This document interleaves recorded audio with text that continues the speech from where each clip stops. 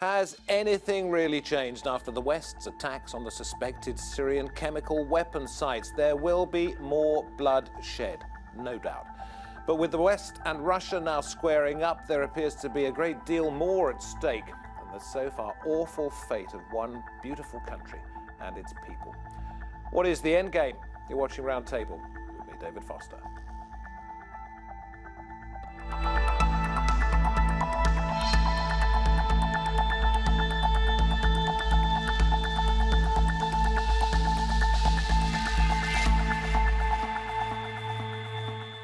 The weapons inspectors have gone in. We don't yet know what they've found, if anything. But when you hear from the head of the UN that his organization cannot solve the crisis and that the Cold War is back, you wonder where Syria goes from here.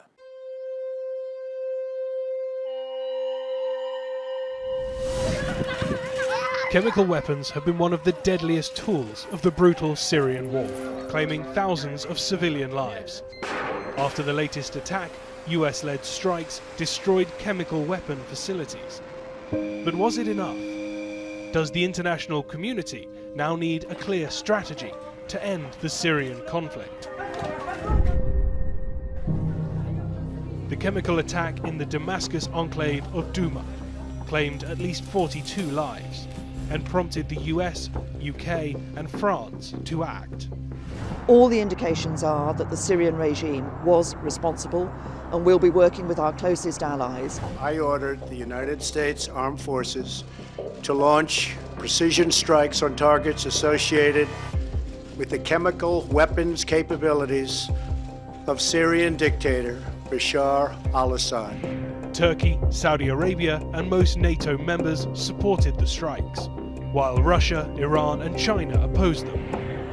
The strikes destroyed 3 chemical weapons sites in Syria. In a powerful show of Allied unity, we deployed 105 weapons against 3 targets that will significantly impact the Syrian regime's ability to develop, deploy, and use chemical weapons in the future. But a former officer in Syria's chemical program says the strikes have not affected Syria's capacity for chemical warfare. A UN reconnaissance security team was shot at, delaying a chemical weapons inspection and raising questions about possible evidence tampering. Lethal chemicals have been used in Syria since the beginning of the uprising. Former US President Barack Obama had reaffirmed his red line that if Assad used chemical weapons, it would warrant US military action. In 2013, Syrian military attacked rebel-controlled areas of the Damascus suburbs with chemical weapons, killing nearly 1,500 civilians, including more than 400 children. The US stepped back from intervention plans when the Syrian regime claimed it disposed of all its chemical weapons. But dozens of other attacks have taken place since then. The Syrian government has denied using chlorine. It has denied using chemical weapons. But our findings indicate that that is simply not true. Previous strikes by the US have seen change in Syria. Will this time be different? Are the strikes signals of a more comprehensive strategy for Syria, or will Syrians continue to suffer? Pleased to say that joining us on Skype from London, we have Makki, a Syrian journalist and commentator just back from Syria, and on Skype from Pretoria in South Africa, Roland Henwood, political scientist and commentator at the University of Pretoria. With me at the round table, we have Talha Abdul-Razak, a researcher at the University of Exeter's Strategy and Security Institute, and Dr. Dawood Abdullah, director of Middle East Monitor, an online magazine. Thank you all very much for joining us. Danny, let me come to you. You're just out of Damascus, and you were there on the night of the strikes on the supposed chemical weapons site. Did you detect any weakening of the resolve of the Syrian government, or perhaps a hardening of attitude? Well, in the initial strikes, which took place in the middle of the night at about 4:30 on the Saturday, the 14th, you detected a sense of fear and anxiety among the government and their supporters because no one really understood the scope of the strike or where it would exactly target. Now, in the immediate aftermath of the strikes, which took place for about one consecutive hour on 3 different military sites around Damascus, there was actually a sense of jubilation in Damascus. You had a lot of rallies, a lot of outpour of nationalism and denouncing the United States and in favor of the Syrian president. So in the aftermath of that, you actually had a message from Damascus, which was these strikes were limited, it hasn't caused regime change, and they won't change the outcome of the war. So anything in terms of Damascus's perspective, which doesn't lead to direct regime change, is a victory for the Syrian government. And that's how it's being, towed in the media and by the Syrian government. And it's been reflected on a popular level, which has been showed by all of these rallies which have taken place and all of these, signs and symbols of condemnation of the US, the UK, and France. Let me go to Roland and then bring it to the table. In South Africa, Roland, if when the dust had settled, nothing appeared to have changed, but perhaps it may have hardened the resolve of the Assad regime, the West must have been aware of this. US, France, and UK must have been aware of this. Therefore, what was the point? Undoubtedly, they must have been aware of this. And I think this is one of the key questions. The importance of military action now, looking at what has happened over the last 6-7 years, the consequences of what has happened, the lack of concerted effort, and this is not only on behalf of the US, UK, and France, but all other role players in this process. And that is why, from a South African perspective, we are quite far from what is happening there. But there's a bit of a cynical take on this, and there's a condemnation of the last rounds of actions from official circles, in the sense that the question is being asked, why now and what's been achieved? What is going to change on the basis of that? If it had happened the previous time there were chemical weapons attacks, when Barack Obama said you cannot cross this red line, for example, would that have made a difference? Because the war was not at such an advanced and perhaps dangerous phase then as it is now.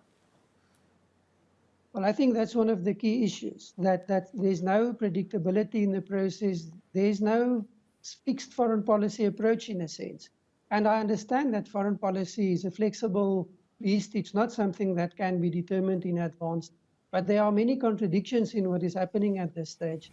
And that raises the questions of whose game is this and what are the specific objectives that one wants to achieve in this context. Let's take sorry, I didn't mean to butt in, but we'll come back in just a moment, if I may.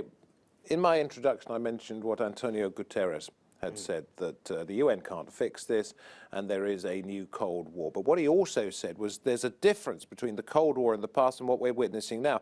And he basically said the presence of other countries in Syria, whether physically or in terms of their interest, means that neither the US nor Russia has direct control over this Cold War conflict. And therefore, the question is, are we at a more dangerous time now in this war than we have been at any other point in the last 7 years? I think we definitely are. I mean, we've reached a point now where the international powers have all failed to get a handle on this. So at the end of the day, there's very little difference in barrel bombing the civilian population and gassing them. Both ways are going to end up dead.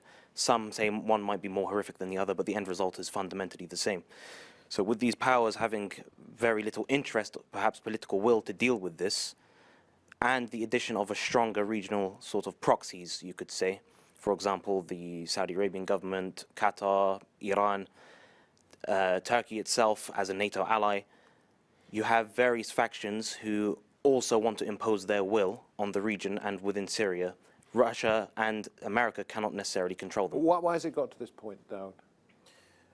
I think one element to this is the question of political will, as Tola just mentioned, inability of the two major powers, Russia and the United States, to come to some kind of agreement on what the future of Syria would look like. But on the other hand, you have, this standoff and mistrust between the regional, players, Iran on the one hand, and then Israel on the other, which shares a border, which occupies part of Syria. And there is this long-standing, hatred between the two, if I may say. Can we come to specific countries a little bit later? I suppose what I'm asking you at this moment is, how did it get to this point when 6 years ago it was fairly straightforward? Why did was it when Russia first came in and offered its assistance that it became more dangerous? Was it the Iranians? No, there was a point. Was it? There was a point when the Russians were mere supporters of Assad, And he looked flaky at that point, didn't he? Yeah, but until 2015. Yeah. He was almost, about to be defeated. Damascus was encircled. But once the Russians put the troops on the ground and became involved as a party in the war, then things changed. And the balance of power shifted once more decisively in Assad's favor. You see, I suppose, Danny, let's go to you, most recently out of Damascus. One of the issues here is Russia became involved, and you'll tell us for what region, in a much greater way than it had done when it was simply supporting Assad. And is there any chance, therefore, of it retreating physically and politically?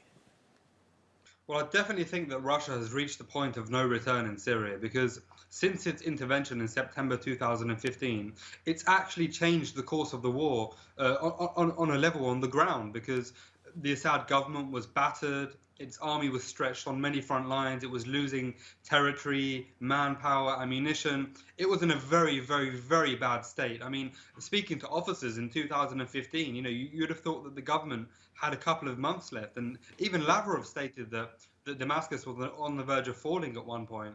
The Russian intervention changed that. First of all, it solidified different areas where the regime was suffering, mainly in Latakia and the coast, and that's where the operation actually started. Yeah. So this is where I'd like to sort of focus in on Russia's need to have an interest in Syria. Latakia, Tartus, Mediterranean military presence. And once it realized that there was a danger of losing some of this influence, this is my surmise, I would like you to correct me if I'm wrong, then it realized it could not afford not to go into Syria and to remain there. Roland, let me put that point to you. Russia, there's no way out of this for Russia now, is there? No, I agree with Danny. They're beyond the point of no return. If the Russians have to get out of there now, it's going to be a major foreign policy disaster for them. I think important, though, is it's not necessarily Russia realizing at some stage that they have to change tack because they're going to lose something. I think they realized at some stage that there's an opening for them, and they can move in big time, and no one is going to stand in their way. And that escalated the process, and that gave Russia a foothold, but it also ensured the survival of Bashar al-Assad. And no one else did anything. Well, I was going to say, no one is going to stand in Russia's way. This is what Roland is saying. Has that changed, perhaps, now? I mean, with what Trump is saying, what Trump has done? What do you think? Or is he just sort of... There's a sort of agreement between the parties. Even the strikes last week, the Americans, they gave the Russians notice, ample time in order to stay out of harm's way. So no Russians were killed, no Iranians were killed. So I think that even in terms of the the movement of aircrafts in the region, there is an understanding what airspaces the Russians would use, what airspaces the Americans would use. Ultimately, as the Russian foreign ministry said last week, we are not sure whether we can keep Syria together as a single state. In other words, what we may see in the future is some kind of a division, partition of Syria into spheres of influence. Yes, and controlled. probably not into two sectors. Perhaps you've got one that is Iranian, Assad-backed, and the other would be sort of involving, Russia in one particular place, Turkey in another place, and so on. Danny, you wanted to jump in, yeah? I wanted to jump in, basically. Look, the Russians and the Americans haven't been in complete contact over this period of time. It was just 3 or 4 months ago that in the northeast of Syria, in Deir ez-Zor, hundreds of Syrian soldiers were killed, and Russian mercenaries by US strikes. Well, let me say, Russia does deny this to a large extent. It said they weren't Russian mercenaries. They happened to be people who were perhaps getting paid but not backed by Russia. But they were Russians. Even though they were Russians, yes. Exactly. So it does show you that there isn't that level of contact in every location. I mean, the US gave Russia time, okay, but they also gave the Assad government time, because all of these military air bases and airports were given 1 week's notice to completely empty of any significant weapons, because Trump was tweeting about it, and because, you know, they'd had this period of saying, you know, any major weapons you have, get them out, get them to Russian bases. So when they did actually attack, it's not clear whether this chemical weapons ability was seriously targeted, which goes back to the point. Why did the US target these locations when it wasn't clear exactly how much of an impact this would have on a future use of chemical weapons? Okay, so Dawood, I've read some of the interview notes you gave to our producer. Yeah, I'm sure I'd just like to make a point please. here on this, that there is a view that this was, from an American point of view, it was geared for their domestic audience. Yeah. That this president, you know, his popularity is at its lowest ebb. But do you think that's true? To a point. So it mattered nothing. Because in terms of intervention, I mean, the objectives are usually one or two, either to change the balance of power, or two, because of humanitarian concerns. You could argue this is humanitarian.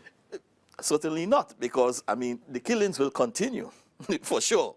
You know, this is not the end of the killings. And from a point of view of balance of power, it has, you know, changed nothing. So we have to look elsewhere. In America, what does this mean? That Trump will, you know, show himself as this decisive president, not like Obama, who dragged his feet, you know, and all the rest of it. You said, and this was the point I was going to put to you, but I'll put this also to Tala here, that you said it's about the UK, France and the US protecting their regional interests. Oh, certainly. If we have identified Latakia and Tartus on the Mediterranean coast as being of absolute vital importance to the Russians as they see it, to have any influence in the Mediterranean, what are the regional interests of these other powers, UK, France, the US, that they wish to protect? The regional interest, primary regional interest of all the Western powers is undoubtedly Israel. And we've seen a lot of Iranian activity on the borders around there, Hezbollah as well, and other Iranian militia and proxy. And when you have these forces at play, you'll also actually see Israel directly intervene every now and then with airstrikes. Which it doesn't confirm or deny. That it doesn't confirm or deny, but we all believe everyone that, knows. Yeah. It's one of those not so very well kept secrets. So we've got an issue here, like Dr. Dawood Abdullah was saying. The regime is undeterred. The killings will continue.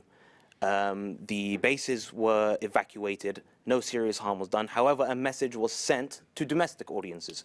Let's go to the Israel side of things. Sure. Okay, this is of vital importance to those who launched the attacks on the chemical weapons sites, principally being the UK, US, and France. Roland, your opinion on the danger of the conflict escalating, with Israel already having attacked Iranian Revolutionary Guards on the ground in Syria, we believe, and the Iranians now threatening to take the conflict directly to Israel?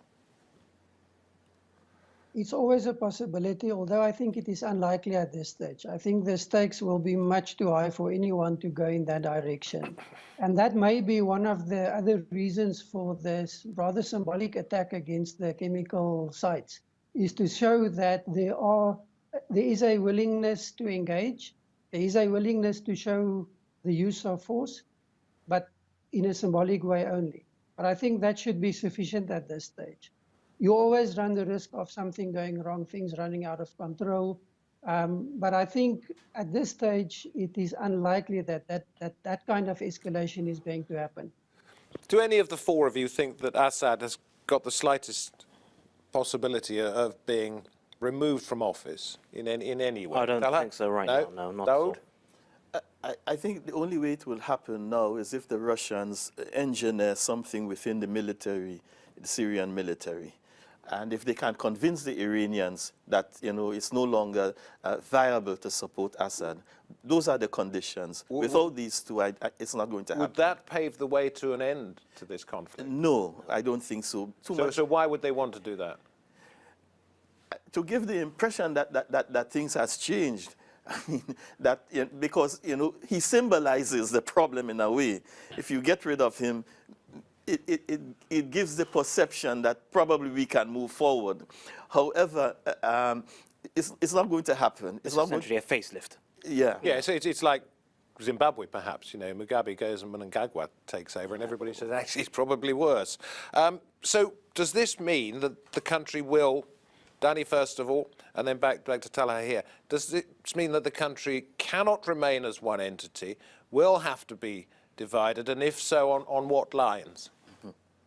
Well, that's a big problem, the issue of partitioning Syria, and that's what actually risks escalating this conflict even more and bringing these geopolitical regional powers into the fore. I mean, you've got what is essentially a Turkish presence now in the north of Syria, and you've got now a war of peripheries. You know, the center country of Syria, Homs, Damascus, that road, the coastal road going up to Aleppo, that's stable. That's with the Assad government. Now, you're going to have a war of borders, what is now, a war of peripheries. That's where the major focus is going to be. So from that viewpoint, from that perspective, you'd have to say that the war is going to continue, but in different means. And it's going to be a war of agreements now between the Russians and the Turks, the Russians and the Israelis, between the Jordanians and the Iranians and the Russians. You're going to have regional You haven't mentioned the Americans in this.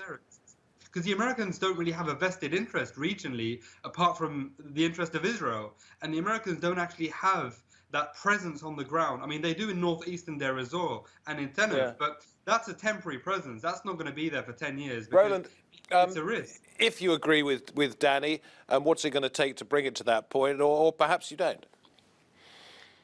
I see, firstly, Americans have no long-term interest. They're not going to be there for the long haul. So I think this is going to depend on the Russian interest, the Russian perspective, and then the regional context. And there you're probably looking at local instability for quite some time to come. You're looking at a continuation of the violence.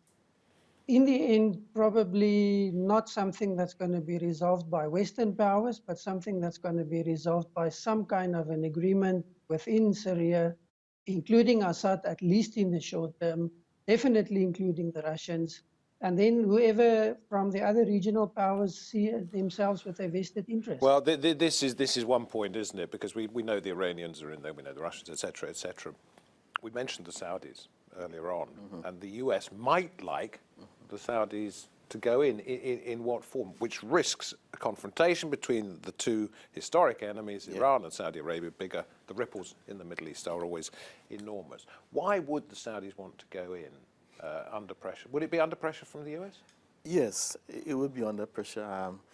The person who is in effective control in Saudi Arabia is the crown prince. He has ambitions. He wants to become the king ultimately, but that is contested. We believe that there are, rivalries within the family, and he got to that position through, maneuvering himself. Understand. So he would like American support in order to help him realize his ambitions. So there will be a trade-off. You go in and you try to keep a presence on our behalf, be our proxy in the area, and we would support you internally in Saudi Arabia. And the desire of this would be to sort of curtail Iranian influence. Of course, that will be mentioned. Okay, so what is the danger? Extremely dangerous. The likelihood is that this is a recipe for confrontation between Saudi Arabia and Iran. But who benefits from any confrontation between Iran and Saudi Arabia? This is American military industries who will benefit from this. They don't care much, who dies in the region. As long as they sell their weapons to the Saudis, they're fine. And this is a likely outcome of it. You want to jump in? I think there's 2 points I'd like to raise. So firstly, I think the Syrian people, and specifically the revolutionaries, are being forgotten in all of this. Say they come to some kind of agreement, say Assad is still in power. I disagree actually with Danny Makki that, this central area of Damascus, Homs and whatever, stable, It's relatively. say, for now. Yep. But once things start to collapse in other areas, you're going to be ruling over a population that has suffered more than 500,000 deaths, largely due to the fact that you could not come to terms with the fact that many people in your country simply wanted you to firstly reform, and then when you couldn't reform, to leave. So that itself is going to create a lot of violence. Could happen. Well, it's unlikely, I suppose, at this point. But I mean, he could suddenly wake up one morning after a Damascene conversion, if you like, and say, actually, some of the things that have been said in the past, maybe I ought to do that. Maybe I ought to come to terms. But I think it's too late then, isn't it? It is it. I mean, because once you've spilled that much blood, we're talking almost, Holocaust levels of violence. Yeah. There's no going back from that line once you've crossed it. Okay. Danny, quick final word from you. I mean, 7 years, almost, well, coming up to 8 years. Did you ever expect it to be this drawn out? Look, I mean, the balance sheet looks very, very bad. I mean, you're talking about hundreds of thousands of people who are being killed, millions of refugees, both internally and externally, and that's something which is going to have a long-lasting impact on the conflict. But if you look at things from a political level on the ground, you've got the Russians who are essentially pushing for an Assad military victory.